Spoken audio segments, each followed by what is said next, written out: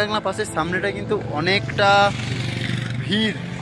ভিড়ের কারণটা তোমাদেরকে যদি বলি সেটা হলো এটা।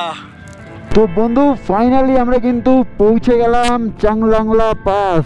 জাস্ট জায়গাটা দেখো, সুইজারল্যান্ড মনে হচ্ছে, কারণ এই ট্রিপে সব থেকে বেশি বরফ এই এপিসোডে পেতে চলেছি।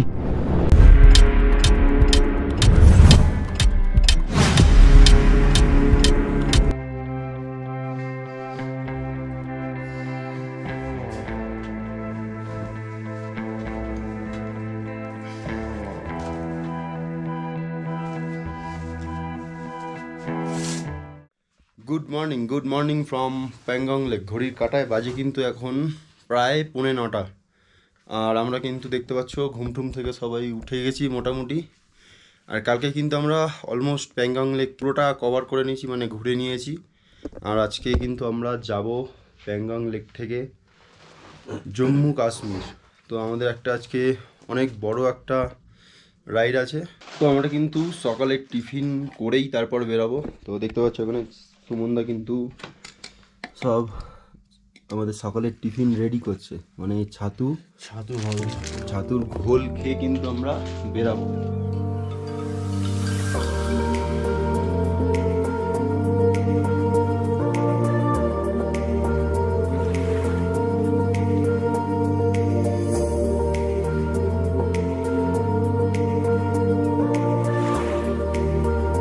তো মোটামুটি কিন্তু আমাদের রেডি হওয়া অলমোস্ট হয়ে গেছে, দেখতে পাচ্ছ যে পুরো ফুল গিয়ার আপ করে রেডি। প্যাংগং লেকে কিন্তু আজকে আমাদের লাস্ট ডে। তো চলো এখান থেকে বেরাবো। তো দেখতে পাচ্ছ আমরা কিন্তু আছি হোটেলের বাইরে, আর আমাদের প্রত্যেক কটা গাড়ি কিন্তু কোল্ড স্টার্ট দেওয়া চলছে, মানে কোল্ড স্টার্ট দিয়ে রেখে দিয়েছি, কারণ সারা রাত বাইরে পড়েছিল ঠান্ডার মধ্যে। তো একটু কোল্ড স্টার্ট না দিলে পরে সমস্যা হতে পারে, তাই জন্য। আর এই পেছনে দেখতে পাচ্ছ কালকে রাতে স্টিকার মেরেছিলাম, এটা কিন্তু আমাদের গ্রুপের স্টিকার, আর এটা কিন্তু আমার নিজস্ব স্টিকার এই যে। তো চলো আর বেশি দেরি না করে সামনের দিকে এগোনো যাক। আমাদের আজকে জার্নি কিন্তু আছে জম্মু কাশ্মীর। তো দেখি কতটা কি যাওয়া যায় না যায়।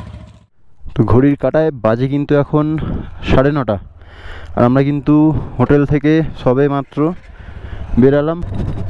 তো দেখো প্যাংগং লেকের কালকে কালার তোমাদেরকে কি দেখিয়েছিলাম, আর আজকের কালার দেখো, ডিফারেন্স দেখো ভাই, প্যাংগং লেকের কালারের ডিফারেন্স দেখো। আগের দিনের ভিডিওগুলো যারা দেখোনি, প্যাংগং লেক রিলেটেড যে ভিডিওগুলো আছে সেই ভিডিওগুলো একটু চেক আউট করো, এর ঠিক আগের এপিসোডটাই, তাহলে কিন্তু বুঝতে পারবে যে প্যাংগং লেকের কালার, জলের কালার কি ছিল আর এখন কি হয়ে আছে।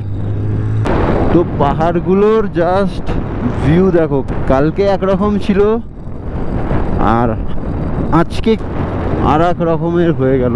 পুরো ওয়েদার কিন্তু এখানে পুরো চেঞ্জ হয়ে যায়, সিনারিটিক বিউটি কিন্তু চেঞ্জ হয়ে যায় পুরো। আর ওই যে দূরে দেখতে পাচ্ছ ওই জায়গাটা কিন্তু 3 ইডিয়টসের শ্যুটিং হয়েছিল, আরও অন্যান্য মুভি শ্যুটিং হয়েছিল। তো সেই জায়গাটা হলো ওই জায়গাটা। আর এই প্যাংগং লেকেই আছে পৃথিবীর সব থেকে উচ্চতম স্যাটেলাইট, যেটা ব্যাঙ্গালোর থেকে কিন্তু অপারেট করা হয়।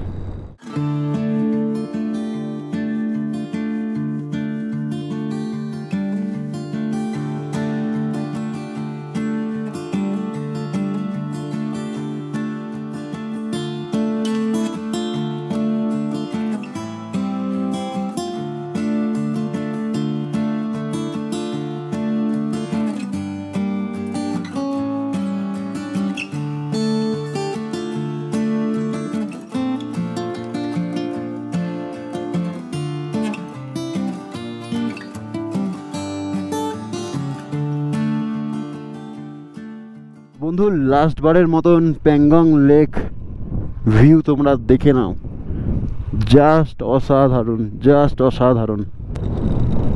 আর ভাই জলের রোদ্দুরটা পড়ে জাস্ট জলটা চিকচিক চিকচিক চিকচিক চিকচিক করছে।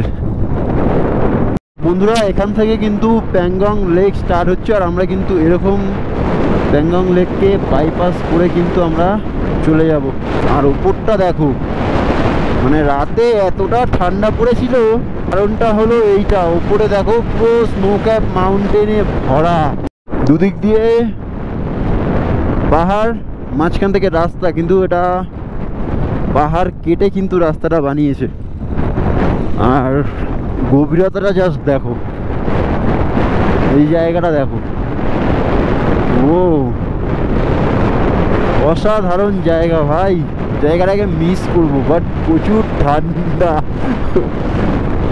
আর ভাই সামনের রাস্তাটা জাস্ট দেখো, পুরো সাপের মতন আঁকা বাঁকা। ও নাইস নাইস রাস্তা, আমার খুব পছন্দের রাস্তা। আমি কালকেরই বলেছিলাম ভিডিওতে যে যতগুলো রাস্তায় আমি বাইক চালিয়েছি তার মধ্যে বেস্ট রাস্তা হলো এই রাস্তাটা, মানে প্যাংগং লেক থেকে ফেরা আর প্যাংগং লেকে আসার রাস্তা। পাহাড়ে তো ভাই এই জন্যই আসে মানুষ, পাহাড়ি রাস্তায় গাড়ি চালাবে আর টারম্যাকের মজা নেবে। কালকে যখন এসছিলাম এই পাহাড়গুলোর চূড়ায় কিন্তু বরফ ছিল না, আর জাস্ট আজকে দেখো এখন কিন্তু বাজে 10:30 মতো, 10টা থেকে 10:30 হবে। জাস্ট দেখো পাহাড়গুলোর ভিউই চেঞ্জ হয়ে গেছে, কারণ রাতে বৃষ্টি হয়েছে, সকালবেলা বৃষ্টি হয়েছে, বৃষ্টির জলগুলো কিন্তু পুরোপুরিভাবে বরফ হয়ে গেছে। দেখতে পাচ্ছ পুরো প্রত্যেক কটা পাহাড়ের চূড়ায় পুরো স্নো ভর্তি। এইসব দেখার জন্যই তো ভাই পাহাড়ে আসা, লাদাখে আসা ভাই। জাস্ট পাহাড়গুলোর ভিউ দেখো, এরকম ভিউ ভাই কোথাও পাওয়া যাবে না, কোথাও না, লাদাখ ছাড়া কোথাও পাওয়া যাবে না এরকম ভিউ।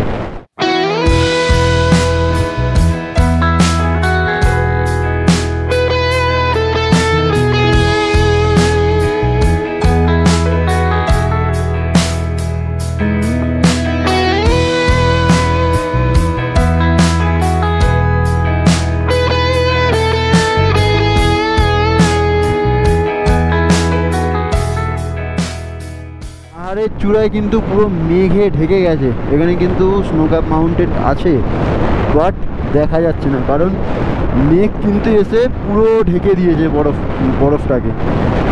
আর এইসব এরিয়ায় কিন্তু স্নো লেপার্ড ভর্তি। ওখানে একটু আগে দেখলাম যে বোট দেওয়া স্নো লেপার্ডের, মানে এই পাহাড়গুলোতে থাকে কিন্তু।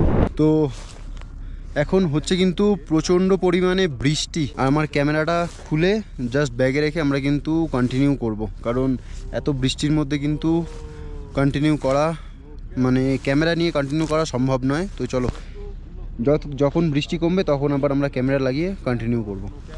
2000 years later. বৃষ্টিটা কিন্তু মোটামুটি কমেছে, আর দেখতেই পাচ্ছ যে সেটআপ কিন্তু রেডি হয়ে গেছে। আর ওই দূরে একবার শুধু দেখো, কাল যখন আসছিলাম তখন কিন্তু এতটা স্নো ক্যাপ মাউন্টেন ছিল না, চারিদিকে কিন্তু পাহাড়ের চূড়ায় পুরো ভর্তি হয়ে আছে স্নো ক্যাপ মাউন্টেন। চলো মোটো ব্লগিংটা শুরু করা যাক, কারণ আমরা এসছি প্রায় 20 কিলোমিটারের মতন, প্রচণ্ড পরিমাণে বৃষ্টি পড়েছে, তার জন্য আমরা মোটো ব্লগিং মানে আমাদের ক্যামেরাটা খুলে কিন্তু ব্যাগে রেখে দিয়েছিলাম। মানে এখন এখানে দেখতে পাচ্ছি যে বৃষ্টি নেই, তাই জন্য আবার দাঁড়িয়ে ক্যামেরাটা সেট করলাম, তারপর কিন্তু আমরা আবার কন্টিনিউ করব। তো চলো কন্টিনিউ করা যাক। টাইম হয়েছে এখন প্রায় 11টা, আর আমরা কিন্তু অলমোস্ট 50 কিলোমিটার রাইড করে এই জায়গাটা এসে দাঁড়িয়েছিলাম, কারণ এখন কমেছে বৃষ্টি, তাই জন্য আবার কিন্তু মোটো ব্লগিংটা কন্টিনিউ করছি। আর কালকে যখন আসছিলাম তখন কিন্তু এইসব পাহাড়গুলোয় কোনোটাতেই বরফ ছিল না, রাতে এত বৃষ্টি হয়েছে, এত স্নোফল হয়েছে, দেখো প্রত্যেক কটা পাহাড়ের চূড়ায় কিন্তু বরফ পুরো ভর্তি হয়ে যায়। এই সাইডটায় দেখো, আমরা যখন এসেছিলাম এই পাহাড়গুলো পুরো ন্যাড়া ছিল, ন্যাড়া। আর এখানের ওয়েদার মোটামুটি ক্লিয়ারই আছে, রেনকোটটাও খুলিনি, কারণ পাহাড়ে বোঝাই যায় না যে কখন মেঘ আর কখন বৃষ্টি। আর এই জায়গাটার নাম হলো কিন্তু দুর্বুক, আর এই দুর্বুক থেকে কিন্তু আমাদের চড়াই রাস্তা শুরু হয়ে গেল। এতক্ষণ কিন্তু আমরা আসছিলাম এমনি প্লেন সমতল রাস্তায়, আর এই দুর্বুক থেকে দেখতে পাচ্ছ যে আমাদের কিন্তু চড়াই রাস্তা শুরু হয়ে গেল। আর এখানেও কিন্তু হয়েছে বৃষ্টি, আর এই বৃষ্টির মধ্যে কিন্তু এই টারম্যাকগুলোয় গাড়ি নিয়ে ওঠা একটা কিন্তু চ্যালেঞ্জিং ব্যাপার হয়ে দাঁড়ায়, কারণ রাস্তা থাকে ভেজা, চাকা পিছলে যাওয়ার সম্ভাবনা কিন্তু প্রবল। তো চলো আস্তে আস্তে ওঠা যাক।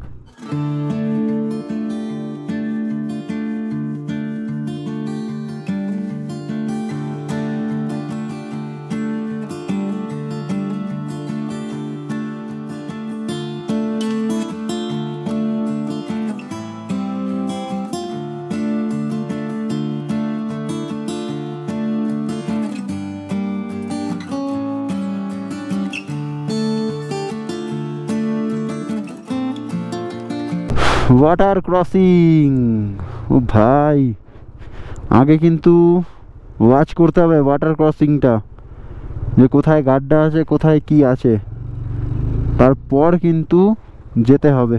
তো দেখতে পাচ্ছ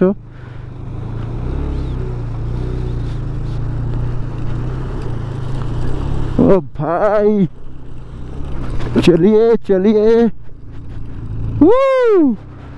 তো পাহাড়ের আঁকা বাঁকা পথ দিয়ে কিন্তু আমরা যাচ্ছি, আর মোটামুটি ভালো রকমের কিন্তু চড়াই আছে। এখান থেকে কিন্তু লে 105 আর কারু কিন্তু 78 কিলোমিটার।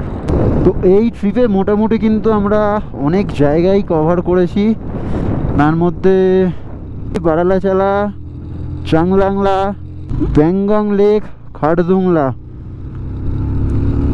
এই কটা জিনিস কভার করতে কিন্তু আমাদের মোটামুটি প্রায় 4 দিন লেগে গেছে। আর নদীটা জাস্ট দেখো, পুরো সাদা জল, পুরো সাদা জল নদীতে, আমাদের গাড়ি উঠছে না। আর এ দেখো হিমালয়ান হস হস করে চলে যাচ্ছে, দেখেছো? দেখো কোনো ব্যাপারই নয়, আমাদের গাড়ি উঠছেই না, ওদের হিমালয়ান চলে যাচ্ছে। এই জন্যই বলে যে হিমালয়ান নিয়ে পাহাড়ে আসো, কিন্তু ভাই আমাদের তো এটা বাজেট ট্রিপ, তো একটু বাজেটের দিকেও কিন্তু দেখতে হবে। তো এই সিরিজটা, এই লাদাখ সিরিজটা শেষ হওয়ার পরে তোমরা যদি কমেন্টে জানাও যে দাদা বাজেটের একটা ভিডিও বানাও, তাহলে কিন্তু আমি বাজেটের ভিডিও কিন্তু তোমাদের একটা বানিয়ে প্রোভাইড করব। ও নদীর স্রোতটা জাস্ট দেখো, ভাবা যায় এরকম জলের স্রোত এইটুখানি নদীতে হতে পারে?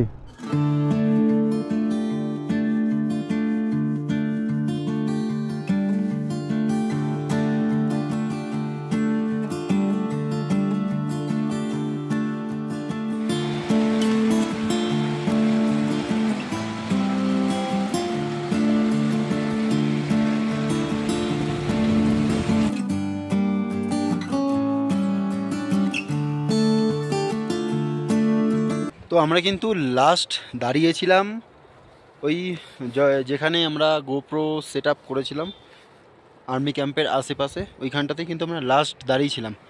তারপর আমরা আবার এখানে এসে দাঁড়ালাম, কারণ সুমনদার গাড়ির পাওয়ার কিন্তু একটু ল্যাগ করছে, তো ওই জন্য গাড়ির ইঞ্জিনটা বেশি হিট হয়ে যাচ্ছে, আর তাই জন্য কিন্তু এখানে একটু দাঁড়ালাম। হোটেল থেকে কিন্তু আমরা 68 কিলোমিটার এসেছি, আর যেখানে লাস্ট মোটো ব্লগিং সেট আপটা আবার রেডি করলাম বৃষ্টির পরে, ওইখান থেকে কিন্তু আমরা 18 কিলোমিটার এসেছি। কারণ রাস্তাটা কিন্তু প্রচুর প্রচুর চড়াই, মানে এরকম পুরো সোজা উঠে যাচ্ছে ওপর দিকে। তো ওই জন্য 125 সিসির গাড়ি সুমনদার, আর আমার কিন্তু 160, আমার অসুবিধা হচ্ছে না, তাও সুমনদার একটু কিন্তু অসুবিধা হচ্ছে। ওই জন্য এখন আমাদের গাড়িগুলো দেখতে পাচ্ছ রেস্ট নিচ্ছে, আর আমরাও রেস্ট নিয়ে নিচ্ছি। তো সুমনদাকে জিজ্ঞেস করি যে কি হয়েছে সুমনদার গাড়িতে, কি হয়েছে সুমনদার? গাড়ি কিছুই হয়নি, মোটামুটি পাওয়ার ল্যাগ করছে, কারণ প্রচণ্ড হাইট। আমি just gear, first gear second গিয়ারে ছাড়া তুলতে হচ্ছে, 3 নম্বর দিলেই গাড়ি বন্ধ হয়ে যাবে। তো অন্য কোনো ব্যাপার না, চাংলা পাস পর্যন্ত গেলে তারপর গাড়ি আবার নিজের পাওয়ার পেয়ে যাবে। আর এরকম টার্ন পুরো একদম সোজা, তো চাংলা পাসটা ক্রস করলে তখন আবার কিন্তু আমরা স্বাভাবিক রাস্তা ফিরে পাবো, কারণ আমাদের আমাদের বুঝতেই পারছো কম সিসির গাড়ি নিয়ে কিন্তু আমরা লাদাখ ভ্রমণ করছি। তো এটা কিন্তু একটা চ্যালেঞ্জিং ব্যাপার, সবাই কিন্তু এই কম সিসির গাড়ি নিয়ে লাদাখ কিন্তু করতে পারে না। আমার দেখতে পাচ্ছ 160 আর সুমনদার কিন্তু 125 125। তো বুকের পাটা লাগে কিন্তু এইসব গাড়ি নিয়ে লাদাখ ভ্রমণ করা, তাই তো? একদম সুমনদা বুলেট নিয়ে ভয়ে আসতে পারে না, বাড়িতে বুলেট সাজিয়ে রেখে দিয়েছে। আর আমরা দেখো এসপি 125 আর এদিকে আর টিভিএস RTR 160 নিয়ে কিন্তু পুরো লাদাখ চষে ফেলেছি। তো চলো এখানে একটু রেস্ট নিই, তারপরে কিন্তু আমরা আবার কন্টিনিউ করব। তো চলো আমরা কিন্তু এতক্ষণ এখানে দাঁড়িয়েছিলাম, আমরা আবার কন্টিনিউ করছি চাংলা পাসের দিকে। তো এই পাহাড়গুলো দেখো, কালকে যখন এখান থেকে যাচ্ছিলাম কোথাও বরফ ছিল না। কালকে তোমরা যারা লে টু প্যাংগাং লেকের এপিসোডটা দেখেছো তারা কিন্তু দেখলে হয়তো বুঝতে পারবে যে এইসব পাহাড়গুলোয় কিন্তু বরফ ছিল না, আর সব কিন্তু রাত্রিবেলা বরফ পড়েছে।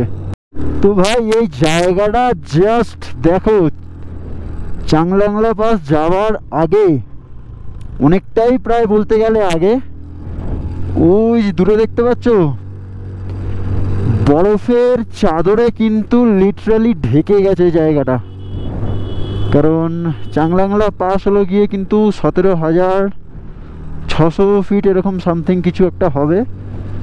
তো দেখতে পাচ্ছ সব থেকে উঁচু জায়গায় চাংলাংলা পাস এখানের, আর বরফের চাদরে কিন্তু পুরো ঢেকে গেছে। তো চলো একটু সামনে যাই, আরও ভালো করে তোমাদেরকে দেখাবো। তো এই জায়গাটা জাস্ট দেখো ভাই, পুরো বরফে পুরো ঢাকা, দেখতে পাচ্ছ স্নো ওয়াল হয়ে গেছে। ওই জায়গাটা জাস্ট দেখো, পুরো বরফে চাদরে কিন্তু পুরো মুড়ে গেছে জায়গাটা। জাস্ট সত্যি অসাধারণ কিন্তু অভিজ্ঞতা, কারণ এই ট্রিপে সব থেকে বেশি বরফ এই এপিসোডে পেতে চলেছি। জাস্ট দেখো, এ দেখো পাশে কিন্তু সব পুরো বরফ পড়া যায়। বরফের থিকনেস গুলো দেখছো, এরকম মোটা চওড়া চওড়া বরফের থিকনেস। আর রাস্তায় দেখো ভাই, রাস্তায় বরফ পড়ে, রাস্তায় জাস্ট জায়গাটা দেখো, সুইজারল্যান্ড মনে হচ্ছে, সুইজারল্যান্ড। আর এখানে কিন্তু ব্ল্যাক আইস পাওয়া যেতে পারে, সেই জন্য গাড়িটা আস্তে চালাবো। আর স্নো ওয়াল তোমাদেরকে বলেছিলাম যে স্নো ওয়াল কিন্তু আমরা পেতে চলেছি, আর দেখতে পাচ্ছ যে স্নো ওয়াল কিন্তু অলরেডি আমরা পেয়ে গেলাম। তো বন্ধু ফাইনালি আমরা কিন্তু পৌঁছে গেলাম চাংলাংলা পাস। আর বরফের জাস্ট পরিমাণটা এখানে দেখো,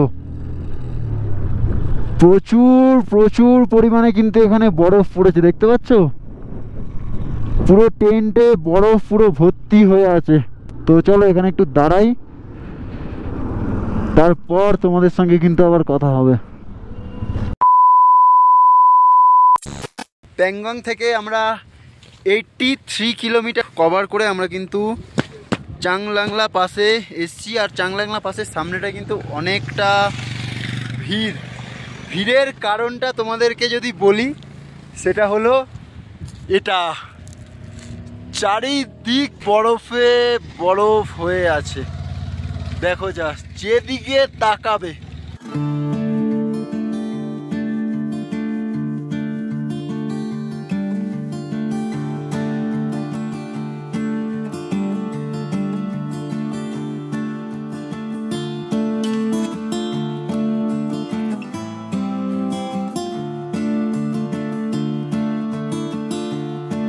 মানে কালকে দুপুরবেলার দিকে এখান থেকে গেছি, কিচ্ছু কিন্তু ছিল না, কিচ্ছু না, নাথিং। আর আজকে দেখো পুরো বরফে কিন্তু ঢাকা পড়ে গেছে চাংলাংলা পাস। লাদাখ রাইডের বেস্ট স্মৃতি হয়ে থাকবে এই চাংলাংলা পাস। তো চলো একটু বরফ নিয়ে খেলা যাক। সুমনদা বরফ চুচ্ছে দেখো। তো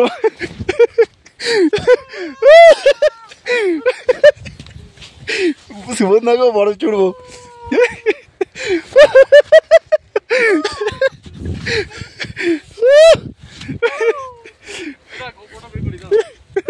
এই চাংলাংলা পাশের বরফগুলো তোমাদেরকে দেখাই, দেখো পুরো কিন্তু ফ্রেশ বরফ, একদম পুরো ফ্রেশ বরফ, দেখতে পাচ্ছ? দাঁড়াও দেখো, এই দেখো পা কিন্তু পুরো ঢুকে যাচ্ছে, পুরো কিন্তু ফ্রেশ বরফ এই চাংলাংলা। দেখো জাস্ট, দেখেছো?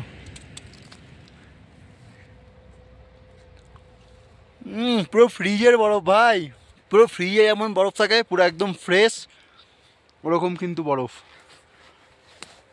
বরফ কিন্তু আমি বেসিক্যালি খাই না, এখানে এসে আর নিজেকে কন্ট্রোল করতে পারছি না, দেখেছো? পুরো কিন্তু ফ্রেশ। তো তোমরা দেখলেই যে বরফ নিয়ে কিন্তু প্রচণ্ড পরিমাণে আমরা খেলা করেছি, আর ফটোও কিন্তু আমরা প্রচুর প্রচুর প্রচুর তুলেছি।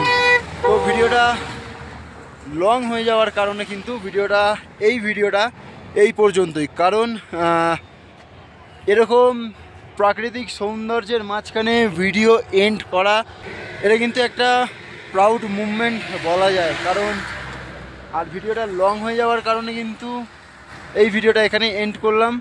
তো চলো নেক্সট ভিডিও কিন্তু আবার এই চাংলাংলা পাস থেকেই আসবে। ভিডিওগুলো যদি আমার ভালো লাগে তাহলে অবশ্যই লাইক করো, কমেন্ট করো, চ্যানেলটাকে অবশ্যই করে সাবস্ক্রাইব করে দিও।